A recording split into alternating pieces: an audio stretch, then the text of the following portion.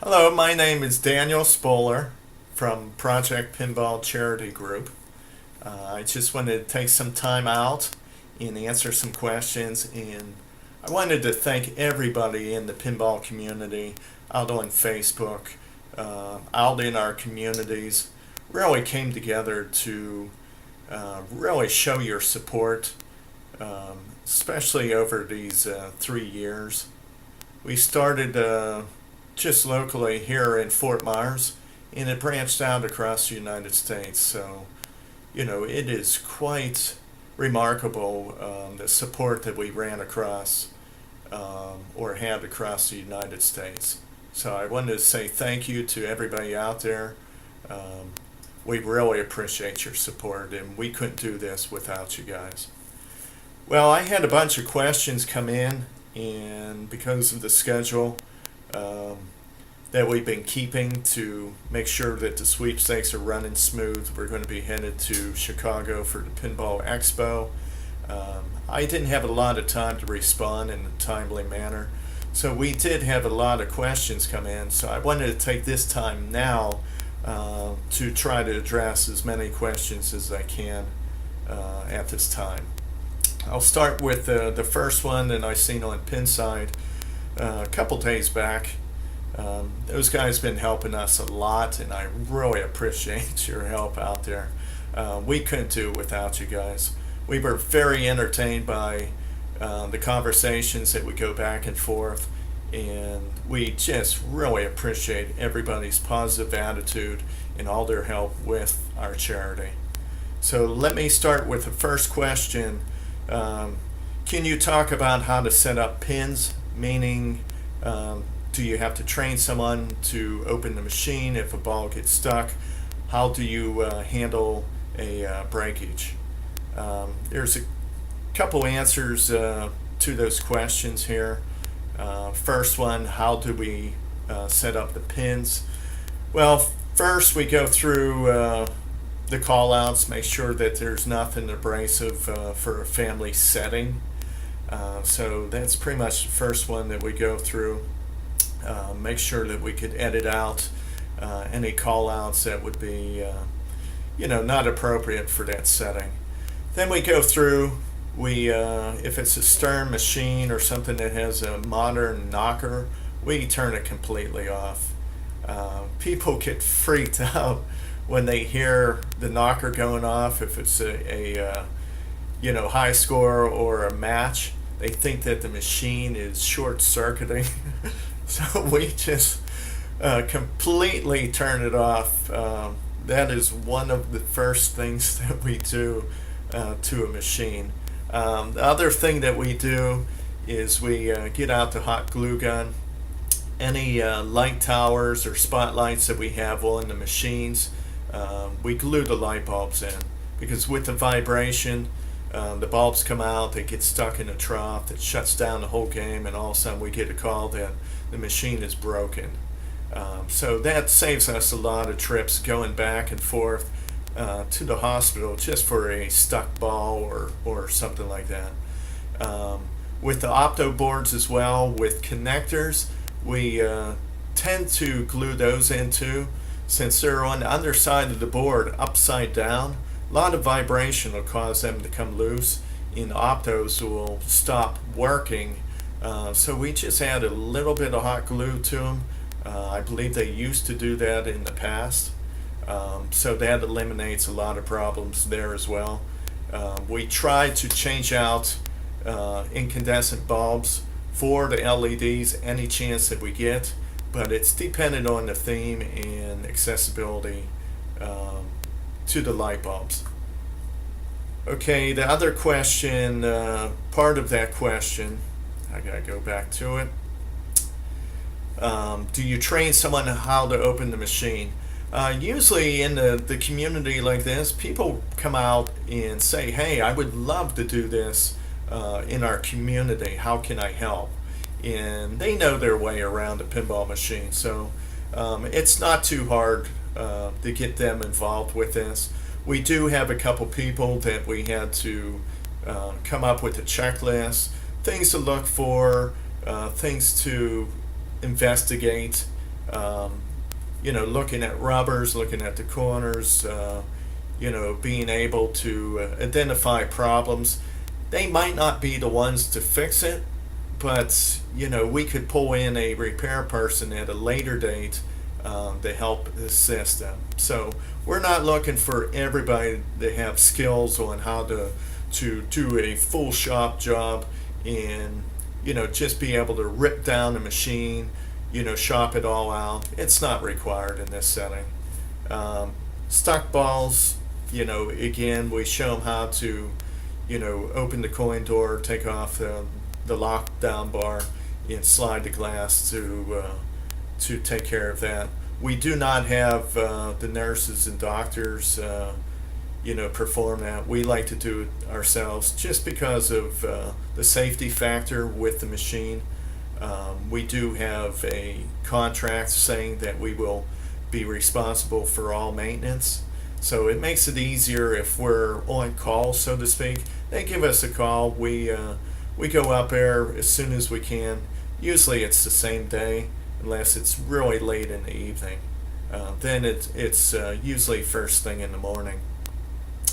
How do we handle breakage? Breakage, we had coil stops go out on a couple games. We just ordered the parts like you guys do. They come shipped in, and we just replace them accordingly. We do have parts on stock that are common, light bulbs, coil stocks now, or coil stops now, and other things like that. So if we hear that a machine's broken, we go up there with what's needed. If it's something that we find and we know that it's going to fail, we just order the parts, and on our return we just change out the parts at that time. Question: is it difficult to get approval? I work at a hospital now and know firsthand how much red tape they come up with.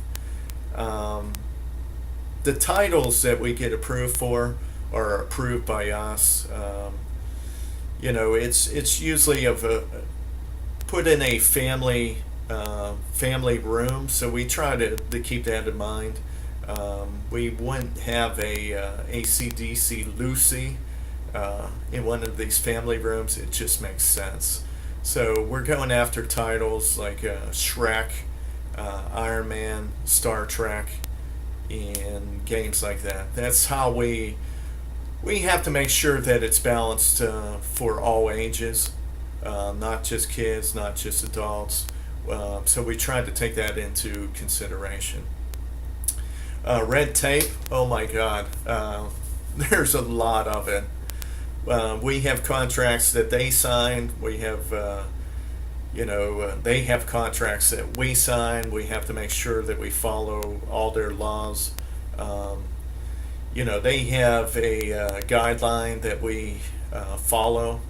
If you ever been into a children's hospital, they do take their kids' safety as top priority, and so do we. We understand. I have 3 kids myself. I got grandkids, and their safety is put above all else. And we sign contracts saying that we will respect that. Our operators that go in there, repair person, do have background checks, so we do that on our own before we get to that level. We have them do a lot of things to be familiar with that kind of environment. But red tape, there's a lot of paperwork that goes back and forth. We have insurances in place to take care of pretty much any needs that would be required for that situation. So yeah, I'm not going to go into it, but there's a lot of red tape. But we get through it. They're willing to help us, but they have guidelines. We have guidelines, so we meet in the middle. So it's not a negative thing. It's just there. Okay, next question. Can you get some candid pictures or videos of the kids playing once the pinballs are on site? It's very difficult to do so. There's HIPAA guidelines and requirements that the hospital has. It's very hard to get a release to carry into our charity. The hospital is more concerned about their needs, and their lawyers are very much concerned about the hospital needs and no one else's. So the releases that we get and give are limited use. So you're not going to see, a lot of kids gather around these pinball machines because we would have to get a limited release from every parent that was involved with this, and it would have to be very descriptive. It can't be a general release saying, "Oh, we're going to, we asked for your photograph to be used," and it has to be very specific. So there's not a lot of times that we go through that. We ask the hospital to do it for us. That way it goes underneath their umbrella of releases. So the hospitals, especially the ones that want to publicize how fun they are, and they have a pinball machine, and they send us photographs, and we do put them out there every chance that we get. It just makes sense because that's why we're doing this, for the kids to have fun. We love showing that as well. Are you limited to one city or state for the children's hospital? No. We started in our backyard up in Fort Myers, Florida. It started with that one machine, but it branched out across Florida. We have 18 children's hospitals just in Florida alone. So there's no way that we came close to satisfying all the children's hospitals here. Eventually we will do so as we have the requirements met. It takes a lot of things for our things to align. We need people in the communities. We need the hospital to be willing. We need to have a pinball machine in good working order in those locations. We did spread out across the United States. We have several right now. Some of them I can't mention because they asked not to be included. But there's other ones that, like St. Louis, we just had the July IFPA campaign, which a lot of you guys played in the tournaments to help us get the Star Trek that went into the St. Louis Children's Hospital. We have other ones going in California, up into Washington. We're looking at several other areas as well, Chicago, up in Boston as well. So no, it's not a Florida-based, or it is a Florida-based charity, but we're not keeping it based here, just helping our backyard. It's across the United States. There's a couple other people that asked us, what about Canada? We're looking into that now. There's different restrictions for those areas. So it's just, we have to take a look at the red tape that the government requires for us across the border, but we're looking into it at this time. Oh, this is a good question. How many pinball machines do you personally own? I have no idea. Once it got above 20, I just stopped, counting. I just gave up. 20 was the number that I had years ago. My best guess, 50 to 60. I started with the DMDs and the Bally Williams, but I fell in love with the EMs and a lot of the forgotten solid state titles. So my collection is pretty random or eclectic, and I think I have 50 to 60. We have the Pinball Asylum up in Fort Myers, Florida. I'm partners with David Denholz and Matt Barlow. We all brought our machines together right there. So we have a great collection. So it's pretty hard for me to place a number I'm going to have to. I'll have to get back to you on that. Um, you got me interested in knowing myself, so I'll have to get back to you on that one. Another good question. What is your favorite machine? I usually don't have a favorite machine. Usually it's a flavor of the week, flavor of the month. Um, my favorite right now is TX Sector. We just shopped it out.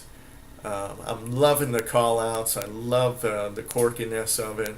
I love those kicker targets on either side. So TX Sector is definitely my favorite right now. This is a super great idea. How can I help my local children's hospital? This is an excellent question. Thank you very much. Um, Thank you for the compliment as well. How can people help in their own community? Approach us. We're looking for people in the community. That's part of the equation to make this happen. We have to have willing people in the community to service these machines to help us. It wouldn't be responsible for a charity to put someone on a plane or myself on a plane and say, hey, I'm flying to Seattle to get a stock ball or do the maintenance on the machine. That just doesn't make sense. So we're looking for people like yourselves that are willing to get into the hospitals and spend a little bit of time. We're all volunteers. No one gets paid any salaries or anything like that. So we're looking for people that have the will to better their communities. So if this be the case with you guys, just contact us. You could contact me personally, Daniel Spoler at Comcast.net. Contact us through the charity, Project Pinball Charity at gmail.com. Yeah, it's very easy. Another good question. Do you also help other charities with your pinball machines or hold events to benefit other charities as well? Yes, we do. We take our pinball machines out into the community all the time. We take them to the Children's Hospital to help support their fundraising needs. We do a couple different employee appreciation programs that the Children's Hospital has. We do for rescue shelters. We'll set up a pinball machine and donate all the proceeds to their charity. We just do this to help other charities. Myself personally, I always been involved in charities with my kids. We did Habitat for Humanity, Paint Your Heart Out, all these ones for MS and cancer runs and stuff like that. So we've been very involved with this. So we do help out other charities. In the pinball community, we're helping other charities as well. We love what Pops do. They are doing something a little bit different. To answer the questions also, and Nicole probably gets this a lot, Project Pinball Charity and Pops, the Pinball Outreach program or project is not the same. They're two different charities. We supply pinball machines for people to have in their own communities, Children's Hospital, everything like that. Nicole, what she does is she holds special events for the kids. She brings in a pinball machine with her, sets it up for her event. So we're actually trying to help her have machines in place. That way it makes it easier for her. So yes, we do help out other charities. We're doing a Pops charity actually on Saturday at Pinball Asylum to help support them. So yes, we're very supportive of pretty much any charity out there. We did Barry Ausler and a Python charity. We wanted to do the Flip Off Hunger last year, but we didn't have an opportunity because our schedule, but we're looking forward to it this year. So my answer is yes. We do love other charities out there.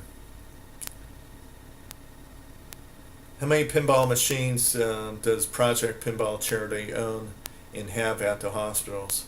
Um, well, that's two different questions. We own several machines right now. Um, some of them are in the children's hospital.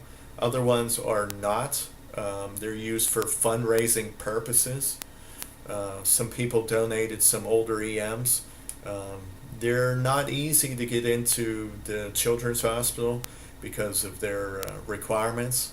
They have to put the machines on a meter and certify them that they would be of use in that area, in that environment.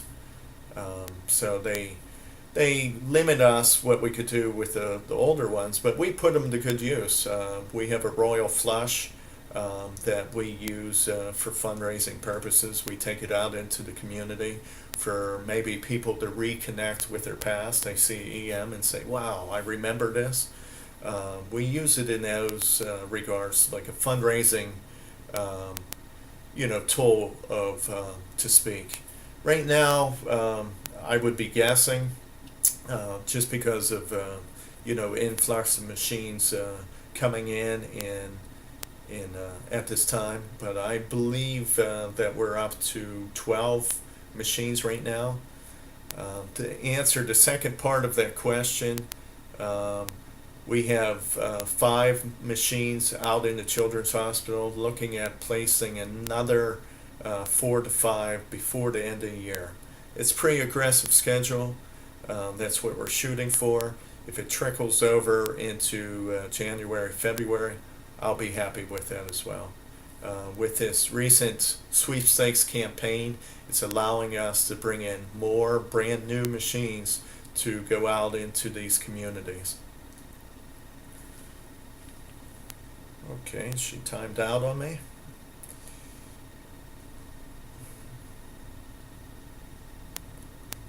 How long have we been doing this?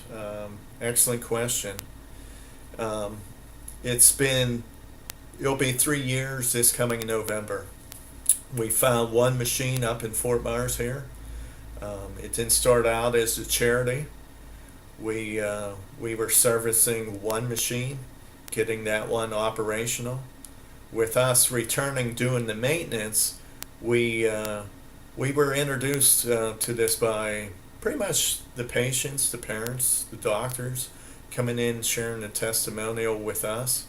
So the charity actually, it's been around. We've been asking for help from the communities for almost 3 years, but it didn't really start in a full capacity until I would say, January, February, a couple months later. That's where the light bulb went off, and we realized this as a feasible charity that we wanted to offer. Who came up with this idea for the charity? I can't take credit for this because I've been involved with pinball for my entire life. I grew up with it as a kid, out on the boardwalk. You get sunburned, you're looking for a place to hide away that was air conditioned. You go into the arcades. I've been around pinball, but I never really said, hey, this is a great idea for a charity. So I have to give credit to that for the people that we had that had contact with us. And I say with us because we were doing the maintenance and everything on the machine there, and I would turn around and kids would sneak up on me. And I would see the fascination that they had as soon as I opened the coin door, lifted the play field. They would be right there. They would be glued to me. So I could see the fascination that they had. And the nurses, child life specialists were sharing how important these machines were for the kids. the parents were coming in saying thank you very much, and sharing their story with us. Doctors would come in. They would know that we were there. They would come in from their busy day and say thank you. We really appreciate what you guys are doing. And they would share with us the stories that they had.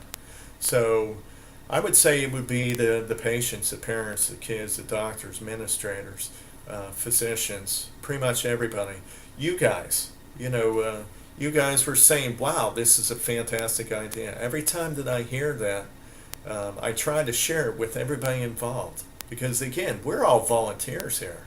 We don't do this for our personal gain. So we need something out there like that. So please, every chance that you get, please, if you're thinking it, just type it, send it to us. I show it to these guys, or they show it to me, and it just brings a joy to what we do. So that's why we do it. The charity came from all you guys, from patients, parents, everything in that regard. So I thank you for giving us this idea. Looks like the last question. This is a great question. Do you have a day job, or is the charity full time? I do have a day job, believe it or not. People ask me this all the time. I am a general contractor. I've been in the construction trade all my life, since I was 12 years old. But the charity has been taking over my life and pretty much my free time. But I do have a day job. Like I said, a general contractor. My guys miss me. I don't get to see them as much as I can, but I trained them well because they kicked me to the curb so they could carry on without me. So I'm quite proud of all the people with my company. The charity is becoming full-time, respectfully so. I have to, because we're riding a wave of opportunity. Josh Sharp, I have to give a shout out to him. Paul from Marco, his father, Curly from Little Shop of Games. They always been our supporters, and they go out into different communities and say great things about us. I know that I forgot a ton of people out there that I should be thanking, but we're riding this wave right now, and we need to seize on this opportunity. Is opening a lot of doors. You could see the exposure that we're getting with the IFPA January tournaments that we had. We had a great thrust into the spotlight. With the sweepstakes that are going on right now, a lot of people are contacting us saying, how can we help you? How can we do this in our community? And different stories. So we have to seize the moment of opportunity and make this happen. So I hope you don't get sick of us. We're not, trying to overburden with everybody. We're just trying to fill the needs that we see out there. So, I love these questions, by the way. I wish I could do this 24/7. Thank you. It shows that you guys have an interest. We love being 100%, 100% open and transparent with everything that we do, because we want to give back to the pinball community just like you guys do. So keep up the great work. Thank you for all these questions, and feel free to ask more. On Pinside, Facebook, wherever you guys feel comfortable, come to our home site at projectpinball.org. We answer questions there as well. So thank you for your time. I really appreciate this, and we will hope to see you soon. If you see us out and about, please come up and say, hi to us. We see a lot of people on Facebook, Pinside, that we have no names. We have nicknames and everything like that, and it's just hard to identify a lot of people come up, shake us hand. We love to find out who these people are that are supporting us. So I'm going to come to a conclusion and say thank you very much for all your support, and I speak on behalf of everybody here at Project Pinball Charity.